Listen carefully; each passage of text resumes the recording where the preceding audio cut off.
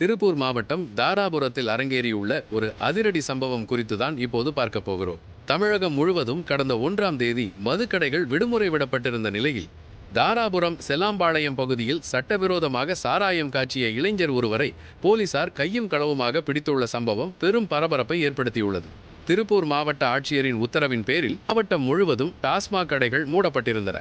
குடிமகன்கள் மது கிடைக்காமல் திண்டாடிய அந்த ஒரு நாளை தனக்கு சாதகமாக பயன்படுத்திக் கொள்ள திட்டமிட்டுள்ளார் சுந்தரேஸ்வரன் என்கிற சுந்தர். செலாம்பாளையம் எம்ஜிஆர் நகரை சேர்ந்த இந்த 28 வயது இளைஞர் அமராவதி ஆற்று அணைக்கட்டு பகுதியில் ரகசியமாக சாராயம் காய்ச்சுவதாக போலீசாருக்கு ரகசிய தகவல் கிடைத்தது. தகவல் அறிந்து தாராபுரம் மதுவிலக்கு அமலாக்க பிரிவு பொறுப்பு இன்ஸ்பெக்டர் ரவி தலைமையிலான போலீசார் அந்த பகுதியில் அதிரடி வேட்டையில் இறங்கினர்.